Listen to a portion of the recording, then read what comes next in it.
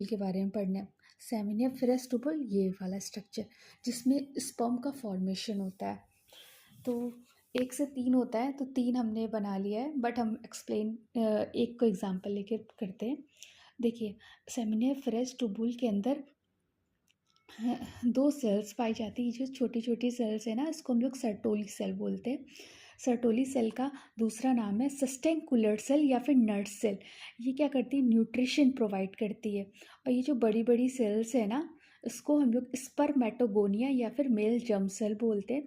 ये स्पर्म का फॉर्मेशन करती है, ठीक है। मियोसिस करके स्पर्म बनाती है ये स्पर्मेटोगोनिया। देखिए, नरिशमेंट मतलब मतलब स्पर्म यहाँ से बनेंगे तो उसको खाना पीने की ज़रूरत होगी।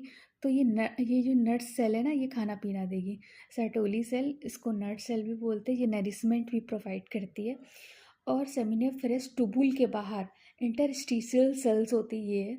ये एंडोक्राइन सेल्स होती है, मतलब हार्मोन प्रोड्यूस करती है। जैसे देखिए, स्पर्म यहाँ से बना, अब इसको हार्मोन्स कहाँ से मिलेगा? सेक्स हार्मोन कहाँ से मिलेगा, है ना? जैसे एंड्रोजन है। तो ये जो हार्मोन्स है ना, जो हमारी जो सर्टोली सेल है ना, सर्टोली सेल, यही सर्टोली सेल 3 जगह पे हेल्प करती है, हम आगे देखेंगे। ये जो सर्टोली सेल है ना, नट सेल जिसको हमने बोला है, देखिए नट सेल है, यही नट सेल है ना। ये क्या करती है? ये जो हार्मोन्स बनाए ना, सेक्स हार्मोन, एंड्रोजन हार्मोन्स, ये स्पर्म तक मिलाने का काम ये सर्टोली सेल करती है, ठीक है। तो ये इसका दूसरा ना, इसको हम लोग एंडोक्राइन सेल्स भी बोलते हैं, इंटरस्टिशियल सेल भी बोलते हैं, लैडिंग सेल भी बोलते हैं, ठीक है।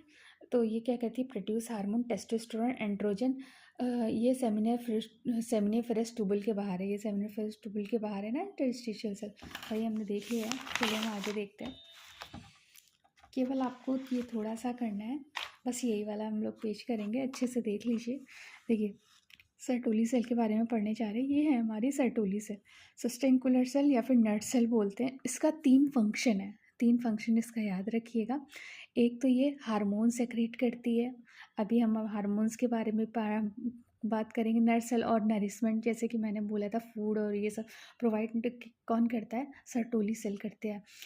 स्पर्म को नरिशमेंट भी प्रोवाइड करती है हार्मोन्स के बारे। और ये तीसरा काम करती है, ABH प्रोड्यूस करती है। अब हम लोग इसका काम देखेंगे कैसे करती है, ठीक है। देखिए, जो इसका फंक्शन क्या है, स्पर्म को नरिशमेंट करेगी, ठीक है। जैसे स्पर्म पैदा हुआ तो उसको फूड पालेगी, पोसेगी, आप ऐसे ही समझ लो जैसे नट्स का काम होता है, तो ये वही काम करेगी। और एक हार्मोन होता है, ये हार्मोन सेक्रेट करती है हिनिबिन। देखिए, जो FSH होता है, आपने पीरियोडिक साइकिल में आप आगे पढ़ोगे, जो फीमेल रिप्रोडक्टिव सिस्टम में जो FSH होता है वो फीमेल हार्मोन होता है। तो ये इनिबिन नाम का एक हार्मोन रिलीज़ करती है, जिससे FSH क्या हो, मेल पढ़ रहे हैं तो हम लोग को FSH का काम थोड़ी ना है, क्योंकि ये फीमेल हार्मोन है। तो ये FSH को रोकने के लिए इनिबिन हार्मोन करती, जो FSH को रोक देगा, ठीक है। और दूसरा हार्मोन ये एक और सेक्रेट करती, यही सर्टोली सेल, इसको मुलेरियन इनहिबिटिंग हार्मोन या फिर एंटी मुलेरिन फैक्टर, मतलब ये जो हार्मोन है ना, अ, ये फीमेल हार्मोन होता है। कौन सा हार्मोन फीमेल हार्मोन होता है?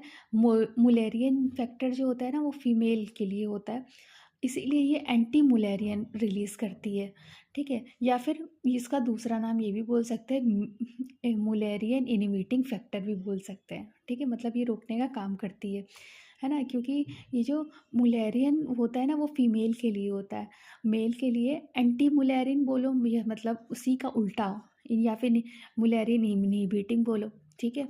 क्योंकि देखिए, मेल के लिए हार्मोन वुल्फियन होता है और मुलेरियन होता है फीमेल के लिए, इसलिए एंटी मुलेरियन और या फिर मुलेरियन इनहिबिटिंग, इसमें आप कंफ्यूज मत होइएगा। अगर इसमें कोई भी प्रॉब्लम है मुझसे अलग से पूछ लीजिएगा, मैं अच्छे से समझा दूंगी आपको। देखिए, जब बच्चा बन रहा होता है, मतलब मदर की यूट्रस में जब मेल बेबी बन रहा होता है ना, जब डिलीवर भी नहीं हुआ, उसके पहले ही एंटी मुलेरियन हार्मोन रिलीज़ हो जाता है, ताकि मुलेरियन ख़त्म हो जाए, ठीक है। तो रिलीज़ करेंगे, जिससे मुलेरियन डक्ट रिमेन इनहिबिट हो जाएगी और मेल के अंदर कोई भी फीमेल पार्ट्स नहीं आएगा। और ABH, और तीसरा हार्मोन क्या करती है, ABH भी रिलीज़ करती है। ABH क्या होता है? एंड्रोजन बाइंडिंग प्रोटीन होता है। अब आप बोलोगे एंड्रोजन बाइंडिंग प्रोटीन क्या होता है? इसमें देखिए मैंने आपको बोला था ना कि स्पर्म का जो हार्मोन है एंड्रोजन वो बाहर बन रहा है ना? और स्पर्म अंदर बन रहा है, तो इन दोनों को बाइंड भी तो करना पड़ेगा ना। स्पर्म के अंदर मेल का हार्मोन भी तो पहुंचाना पड़ेगा। तो एबीएच भी यही रिलीज करती है, Sertoli cell androgen binding protein testosterone. देखो एंड्रोजन बाहर बना है बट स्पर्म अंदर बन रहे हैं, तो एंड्रोजन को अंदर करने का काम सर्टोली सेल करेगी। ये हम देखिए ये पाथवे याद कर लीजिएगा आप लोग। आज हम इतना ही रखेंगे। पाथवे क्या है? सबसे बाहर क्या है? सेमी फिनिश टुबुल है जहाँ पर स्पर्म का फॉर्मेशन होता है। फिर उसके बाद टुबुलाई रेक्टाई आता है, फिर रेटी टेस्टिस, वास डिफरेंशिया, और फिर एपिडिडाइमस, फिर वास डिफरेंस। ठीक है, एपिडिडाइमस और वास डिफरेंस ये आउटसाइड टेस्टिस होते हैं। इफ्रेंसिया इंटर मतलब अंदर की तरफ, ये इनसाइड टेस्टिस होगा, या फिर इंटर टेस्टिकुलर सिस्टम भी बोलते हैं। तो आज हम इतना ही रखेंगे। अगर आपको हमारा लेक्चर पसंद आता हो तो हमें कमेंट्स में ज़रूर बताइएगा। और अभी हम जा रहे हैं थोड़ा सा एनसीईआरटी देख लेते हैं। देखिए ये एनसीईआरटी है, मैंने आपको कल बोला हुआ था, यहाँ तक आपको क्लियर करने के लिए बोला था।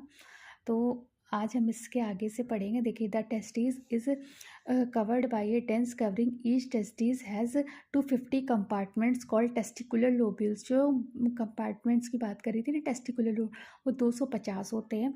ईस्ट देखिए ईच लोब्यूल कंटेन एक टेस्टिकुलर लोब्यूल में 1 से 3 सेमिनिफेरस ट्यूबुल होते हैं। ई seminiferous lined by a 2 types of cell, जो मैंने आपको जैसे अभी सेल बताया था, मेल जर्म सेल, स्पर्म